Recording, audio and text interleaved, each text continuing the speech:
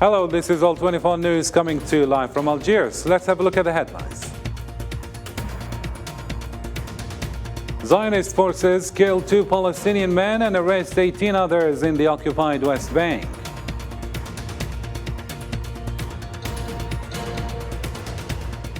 Also coming up, Libya's national unity government intends to hold Libyan parliamentary and presidential elections this year.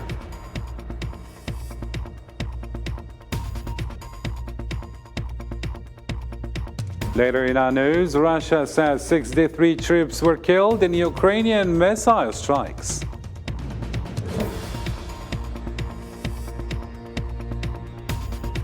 And finally in our news, fans lined up early Monday outside the Villa Belmiro Stadium ahead of Pelé's funeral in his hometown of Santos.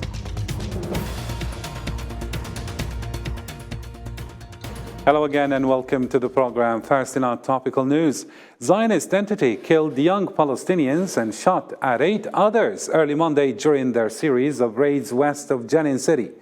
The Zionist occupation forces blew up 3 houses of the martyrs and arrested 18 other Palestinians in the 5 cities in the West Bank.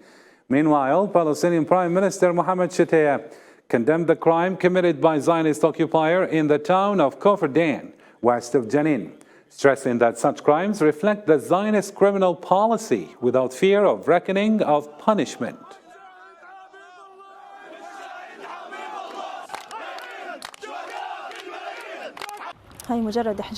These houses are nothing more than a pile of stones, a symbol of the strength of our sons, their strength of assault and the strength of their determination. Their hearts were as strong as a lion's heart. What they did was our pride. We're happy and we hold our heads high. In a related matter, the 193-member United Nations General Assembly asked on Friday the International Court of Justice to give an opinion on the legal consequences of Zionist occupation of the Palestinian territories. Usama Ayadi with the full story. Palestine's permanent delegate to the United Nations, Riyad Mansour, announced that the International Court of Justice is going to examine the legal implications of the continued occupation of the Zionist entity and the deprivation of Palestinians and their rights. ICJ will examine the legal implications of the continued Israeli occupation of our land, including the deprivation of our people of their rights, settlements construction, annexation of land, and home demolitions by the Israeli occupation. In an interview with Voice of Palestine radio station, Mansour affirmed that the next step after the voting of the General Assembly of the United Nations by the majority to go to the International Court of Justice to take an advisory opinion on the nature of the Zionist occupation, which is to hold a meeting with the legal department of the court next week on collecting the materials, documents, and studies that the department collects to provide to the Court of Justice. Mansour added that the Secretary General of the United States, Antonio Guterres, sends a message to the Secretary General of the International Court of Justice about the decision of the General Assembly and the start of its implementation. We trust that, regardless of your vote today, if you believe in international law and peace, you will uphold the opinion of the International Court of Justice when delivered, and you will stand up to Israeli government right now. The Palestinian diplomat indicated that the Security Council of the UN will hold an open session at the end of this month to discuss the latest developments. Still with the Zionist aggression, Monday's missile attack by the Zionist army on the Damascus International Airport resulted in the deaths of 4 people, including 2 Syrian soldiers. Zionists have now struck the Damascus airport twice in less than 7 months. The Zionist entity has launched hundreds of airstrikes against its neighbors since civil war broke out in Syria in 2011, targeting government forces as well as allied forces supported by Iran and Hezbollah fighters from Lebanon. Iran's Assistant Foreign Minister Reda Niyari said that Iran is not disturbed by threats leveled against his country by the Zionists and that Tehran is ready to respond to any potential aggression. On the other hand, Niyari previously said that his nation applauded the neighboring states' ongoing efforts to keep the nuclear agreement active. To Libya now, head of the Libyan National Government Unity, Abdulhamid Dbeiba, confirmed on Monday that his government is ready to hold elections, stressing that this year will be the year of elections and the unity of institutions. Dbeibah warned in a speech that there are what he described despicable attempts to plunge the country into political conflict. He stressed that all efforts are made to preserve Libyan unity and sovereignty. نعلن لكم اليوم يا أبناء شعبي الليبي. We announce to you today, sons of Libyan people, that this year will be a year of elections. 2023 will be a year of unity of institutions, sectors, civil associations, and national personalities. Moving on to a different development now to neighboring Morocco, that is, where given the outrageous and ongoing prices increase in the neighboring country, the Moroccan government has approved new increases in fuel prices effective on January 1st. The Moroccan Prime Minister and owner of the Africa Energy Empire, Aziz Akanouche, saw his net worth rise by $100 million in comparison with last year, which coincides with the timing of this move.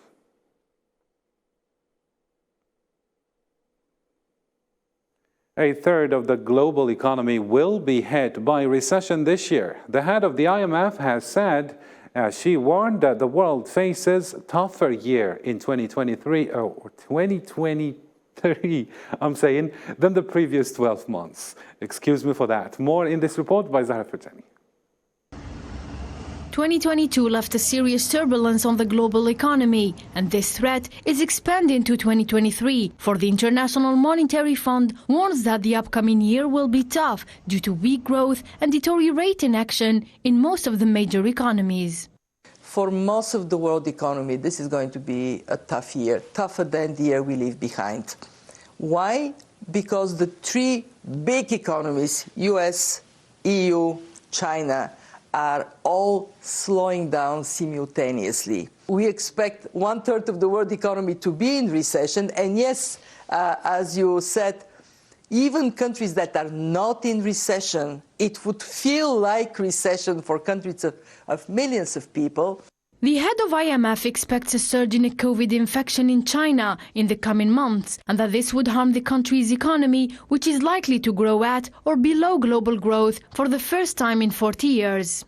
China has slowed down dramatically in 2022 because of this tight zero-COVID policy. For the first time in 40 years, China's growth in 2022 is likely to be at or below global growth. The expectations of the International Monetary Fund also indicated that the US economy will be an exception during the current year, whose strength remains dependent on the historical moves of the Federal Reserve towards tightening monetary policy. The US is most resilient. The US may avoid a recession. We see the labor market remaining quite strong. This is, however, a mixed blessing, because if the labor market is very strong, the Fed may have to keep interest rates tighter for longer to bring inflation down.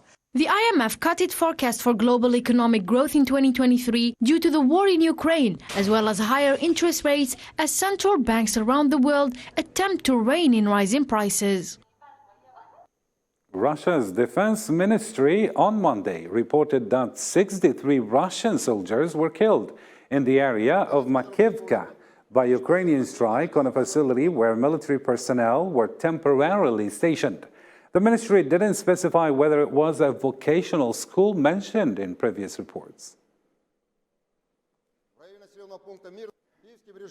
As a result of the strike of 4 missiles with a high explosive warhead at a temporary deployment point, 63 Russian servicemen were killed. All necessary assistance and support will be provided to the relatives and friends of the killed servicemen. To a different development now, authorities around the world have imposed negative tests on travelers coming from China, claiming lack of information from the country, which is struggling with the COVID-19 outbreak. More in Islam Said's report.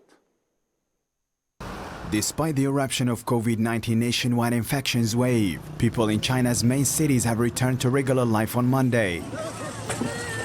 But according to CCTV network, the frontline medical staff in China's hospitals are working around the clock to treat COVID-19 patients. We have expanded the ward, adding more beds. We have been actively finding ways to alleviate urgent problems encountered by the patients. We've brought in experienced doctors to work with the relatively inexperienced doctors and continuously strengthen our training to improve the ability of our young doctors within a short period of time. The toll have increased in China following a spike of COVID-19 infections as the country dropped its zero-COVID policy last month to adopt a strategy of living with the virus. In response, many countries are imposing or asking for a negative COVID-19 test on travelers from China. But the latter says it expects future mutations to be potentially more communicable, but less severe. We informed the Chinese government before the announcement yesterday morning, but I'm not aware of any reaction. And I wouldn't expect one. This is a modest measure, a balanced measure, and one that's been taken in line with countries across North America, Europe and Asia for that matter. Researchers in the Chinese Economic Center claim that the spread of illnesses in the cities of Beijing, Guangzhou, Shanghai and Chongqing is almost over. However, in other urban regions, infections will peak in the second half of January.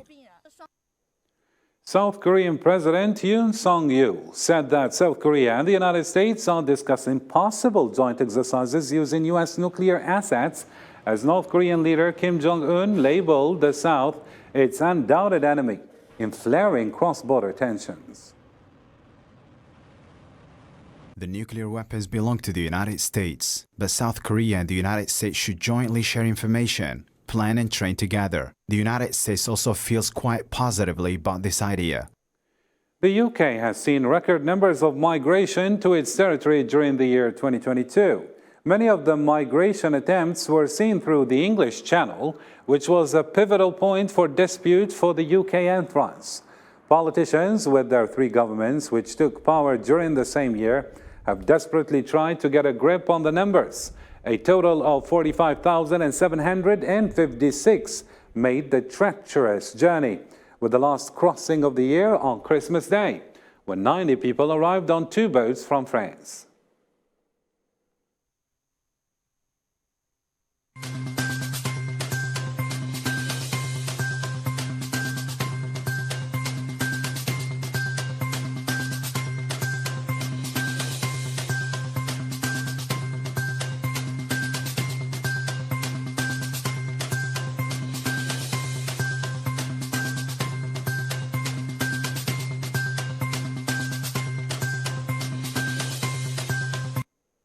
Mexican authorities said on Sunday at least 14 people died in an armed attack at a prison in the northern border city Juarez, and two more died during a later armed aggression elsewhere in the city. The Chihuahua state prosecutor said in a statement that among those who died in the prison attack were 10 security personnel and 4 inmates, while another 13 were hurt and at least 24 escaped.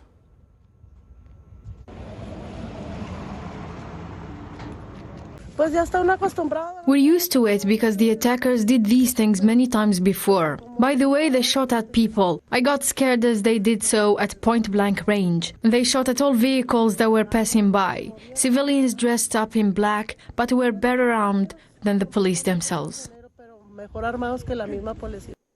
Luis Ignacio da Silva, sworn in for the third term after he defeated his rival, far-right Jair Bolsonaro in the elections, promised to promote the general well-being of Brazilian people and to fight poverty in the country. The details with Sofian Kenturi. In a country that's sharply divided, his return to power is a culmination of political comeback that is thrilling supporters and infuriating opponents after defeating far-right incumbent Jair Bolsonaro's bid for re-election. Third time, I come to this National Congress to thank the Brazilian people for the vote of confidence we received. I renew the oath of fidelity to the Constitution of the Republic, together with Vice President Geraldo Alckmin and the ministers who will work with us for Brazil. Brazil's president promised to fulfill the Constitution and promote the general well-being of Brazilian people, and emphasize on upholding the union, integrity and independence of Brazil. Our first actions aimed to lift 33 million people out of hunger and to lift more than 100 million Brazilians, men and women, out of poverty who have borne the hardest burden of the project of national destruction that ends today. At the start of the event, Rodrigo Pacheco, Senate President, asked for a moment of silence in honor of Pelé and Pope Benedict, who both died in the last few days. Jair Bolsonaro's supporters didn't accept the idea of seeing Lula Inácio da Silva as their president again for a third term. Supporters have gathered across the country refusing to concede defeat and asking for the armed forces to intervene. And in Latin America, still, Venezuelan President Nicolas Maduro said he's willing to work towards normalizing relations with the United States, despite ongoing sanctions crippling his country. In an interview broadcast on state TV on Sunday, he said that Venezuela is prepared for dialogue at the highest level, hoping the United States would turn the page and come to more pragmatic policies, with respect to Venezuela. Venezuela is ready, totally ready, to take steps towards a process of normalization of diplomatic, consular and political relations with the current administration of the United States and with administrations to come. A crucial bridge connecting Colombia and Venezuela reopened on Sunday after being closed for over 7 years due to political unrest, ushering in a new era of friendlier relations under Colombia's new socialist president.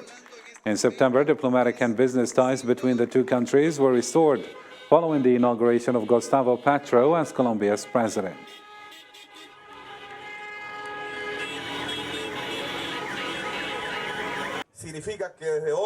It means that as of today, all border crossings are enabled for individual transport, passenger transport and transport of goods, with the protocols of each of the countries. We pay tribute also to the fact that we are recovering the voice and the ability to speak jointly in multilateral institutions. No more bilateralism, no more talking exclusively with developed countries as if we were not one. For more stories that are making headlines globally, let's follow the news in brief. Cars were seen stranded, streets were engulfed and many houses were affected after heavy rain flooded roads and properties in Jeddah, a Saudi Arabia city which is surrounded by the desert. Fast-moving floodwaters inundated parts of Northern California in the aftermath of a powerful weather system called an atmospheric river, brought heavy rain to the region and shut down roads. Local news reported the storm had caused mudslides and sinkholes in highways in the area. Marvel star Jeremy Renner is in critical but stable condition in the hospital after becoming injured while plowing snow outside his Lake Tahoe home. The 51-year-old star was transferred to hospital on Sunday. Police described the incident as weather-related, involving a snowplow.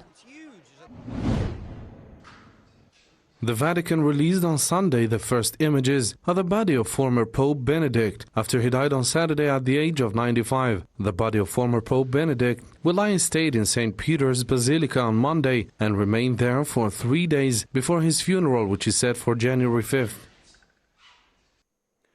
Mourners lined up on Monday to see Pelé's body in an open casket inside Vila Belmiro Stadium, home of the Santos Football Club. The Brazilian coastal city of Santos, which the sporting giant turned into a byword for soccer brilliance during a glittering club career, is set to bid goodbye to its hero with a 24-hour wake. Pelé's body arrived under fireworks in the early hours of Monday from Sao Paulo's Albert Einstein Hospital. On Tuesday, a procession carrying his coffin will pass through the streets of Santos, ending at the cemetery where he will be buried in a private ceremony.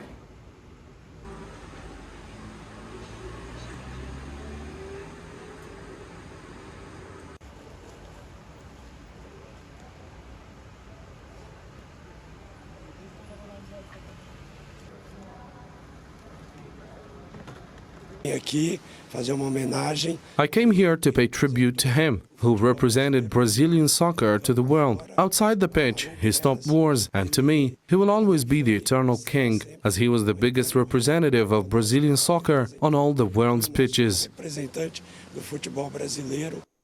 And finally in our news, the year 2022 was marked by important sports events such as the World Cup. Let's recap some of these events in this report compiled to us by Abdurrahim Kashur.